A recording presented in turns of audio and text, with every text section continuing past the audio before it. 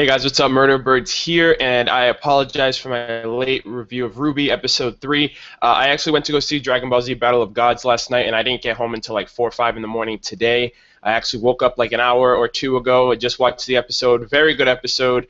A lot of foreshadowing, a lot of character development, especially with Penny and Weiss. So just getting into this, I apologize, like I said, but I hope you guys still enjoyed the review. Hope you guys check it out, all that stuff. But the first thing I want to say about this episode is I really like the alternate costumes, the alternate attire, of Team RWBY. I like RWBY's in particular because hers has like her scarf that like goes like above her like to like where her neck is. So I kind of like their attire. I like not Weiss's, Yang's attire as well. So I think those were pretty cool. Added a different flavor instead of them being in their school uniforms, and I didn't want to really see them in their actual, normal battle attire. So that was pretty cool. Another thing that I noticed is that the world of Remnant is somewhat archaic but somewhat futuristic. Like in season 1, you saw volume 1, you saw like the ruins when they were fighting like the Nevermore and the Deathstalker. Like you saw like the ancient ruins, the caves with the writing on the wall. So that section of Remnant seems like it's a very archaic and ancient place in the world. But then when you go to some place like Beacon, you see the futuristic advanced technology of, you saw the tower, you saw like the communications array, you saw the communication system that they link between kingdoms. So I think that's also pretty interesting how the world of RWBY is just very ancient and archaic in some sense, but at the same time it's very futuristic and advanced, and sometimes you don't even really notice it until you see it in like an episode like this. So I thought that was pretty cool. But anyways, the character development was very great in this episode for, like I said, Weiss and Penny. For first off, we get Weiss. All right, so Team RWBY has like this whole organized plan that they're gonna go and find out about, Torchwick, the White Fang, the Dust robberies, and how they're all connected. And Weiss takes it upon herself to get information from the Schnee headquarters, which is the biggest supplier of dust. So she ends up going and trying to get communications to the Schnee headquarters, and we find out a little bit through her actions, I guess you want to say. We found a little bit about her history, I guess. It seems that she does have tension between herself and her father. She has daddy issues, essentially, and I can understand that from volume 1, where she disclosed that her father was a very furious person because of the fact that the White Fang was always interfering with his company, and she had a very rough childhood because of that. We don't know anything about her mother, if her mother is alive, if her mother is relevant was relevant in her life, but we do know that her father was a very angry person, and she had a very rough childhood because of that.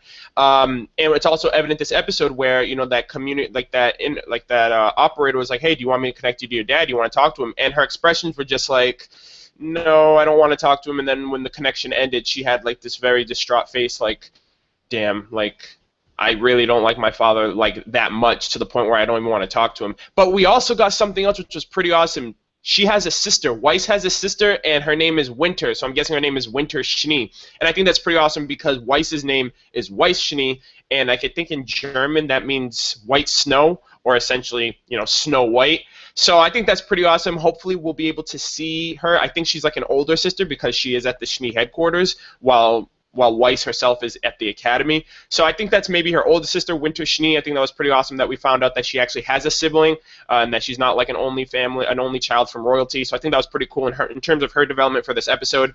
And then we get Penny. All right, we haven't seen Penny since episode 16.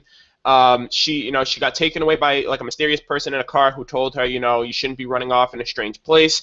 And she was definitely outside of her character this episode. She wasn't quirky. She wasn't awkward or anything. She was just very reserved in the sense that she didn't want to get anybody involved or disclose any information about what happened that day, or about her life, or about what happened afterwards in the situation.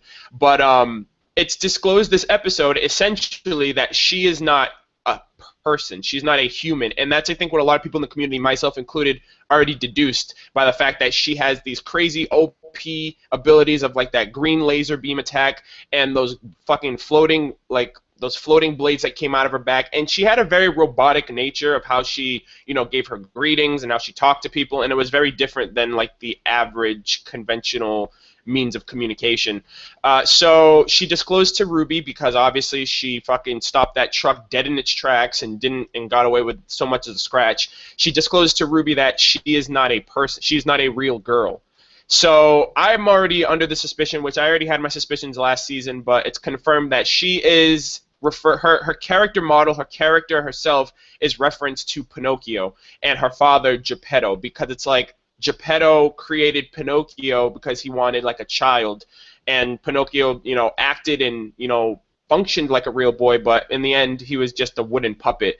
So I feel like that's the same thing that her father did for her. Maybe he and his wife, or he and his other significant other, weren't able to have kids, and he just decided, I want to make this child, this entity, and claim it as my own child. And he's very protective of her, especially. So I think that's essentially what I've deduced for Penny, at least. But we also, from there, so that's the development with Penny and Weiss in this episode. But we also got a bit of foreshadowing, heavy foreshadowing for what happened.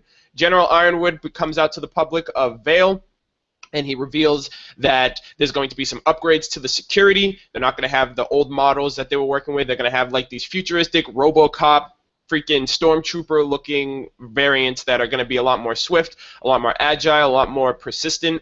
And they're going to protect people. They're going to protect the civilians. They're going to actually be in battle as well. But he also cranked it up a notch, and he took it to the next level with announcing that he, in conjunction with the Schnee Dust Company, they have created these mechs. I think it was called like the Paladin or something like that. Oh, the Elysian Paladins, and then the Elysian Knights are like the foot soldiers. And this is very intriguing, because from the RWBY Volume 2 trailers, we saw that the White Fang has also been working on dust-infused mechs. So this leads me to believe, is General Ironwood going to turn on the civilians? Is he going to go to the dark side, essentially? Are the White Fang, Cinder, Mercury, and Emerald, who have infiltrated Beacon, are they going to find these blueprints, these schematics for these mechs, and then take them back to the White Fang and Torchwick and create their own army? That brings up a lot of questions, because it's like, this is where things are going to start. Like, it all starts with these infused mechs, and these infused mechs are going to be adversaries in the future for Team RWBY, for everybody, because we already saw in the trailer that they're going to be fighting off these mechs on the highways and like in freaking arenas and stuff like that. So it definitely rings some questions of, what's General Ironwood's intentions? Is he a friend? Is he a foe? Is he going to be betrayed? Is Cinder in the group going to infiltrate and steal the schematics? Or is it just that the White Fang is onto them, like they have their own plans that are very similar? But that's also foreshadowing. Foreshadowing also in the sense that Blake and Yang, who got very little screen time in this episode, they're going to be going off on their own excursions when it comes to gathering information about the White Fang and about the whole dust situation. Yang mentioned that she has a shady guy who knows, a lot of information, and he can probably give him some information. I'm thinking that's Junior. If her trailer is in the past, that means she has met him and talked to him in the past. So maybe she's going to go and find Junior and talk to him about events and anything that he's known. Blake is going to try to infiltrate the White Fang, get some information from the inside, and I feel like that's where she's going to meet Adam or be reunited with Adam if her trailer also is in the past. But this episode was very good. Also, little bits of other things that I liked about it. We got a new song at the ending for the credits, and that's already hyped my suspicions up enough to let me know that we are probably going to get a Volume 2 soundtrack, because I have Volume 1 soundtrack. I love Casey Lee Williams. I love Jeff Williams. Their collaborations, their music. Casey Lee Williams' voice is so angelic, and I've fallen in love with it. And I think I rewinded the ending credits like 4 or 5 times just to hear the lyrics and just to hear her voice and just get a new piece of music from her and from the series as a whole. Another thing, when RWBY was going through the alleyway and she like cut the scaffold for the boxes to fall, I love how the labels on the boxes were breakable things, so essentially everything that she did ended up breaking, so I thought that was pretty funny as well. And we might get a Weiss and Neptune pairing. I don't know how you guys in the community feel about that. Weiss doesn't really have any interest in Jean, and Jean-Arc's really trying hard. I don't know what dynamic that's going to be for Jean and Pyrrha moving on, because I feel like them two really have something that could be going on as well. But Pyrrha and Jean could be something, but Jean's interested in Weiss, but Weiss is interested in Neptune, and Neptune's just like, I'm a cool guy. I have a pretty boy smile, so I'm just gonna let things play out for me. But overall, very good episode. I enjoyed the development. I enjoyed the character development that we got for Weiss and Penny. I enjoyed the foreshadowing of the dust-infused mechs and what that's going to pertain to in the future. Hopefully we get some more intro. Hopefully we get some more returning characters. Like Penny came in this episode. Hopefully we'll get to see Team Coffee. We'll be able to see Velvet Scarlatina and everybody else on her team. We got to see Sun and Neptune this episode, so that was pretty cool. We're already getting a lot more engaging interaction with them too, especially Neptune. But that's all I've got for this review. Thank you guys for watching. I apologize for being out late. Like I said, I went to go see Dragon Ball Z Battle of Gods last night. Got home late, all that stuff. But phenomenal episode. Really liked it. Let me know what you guys thought about it, your take on the episode, what you liked about it, what you're looking forward to, all that in between. Be sure to like, comment, and subscribe, and I will catch you guys next week for episode 4. Take care.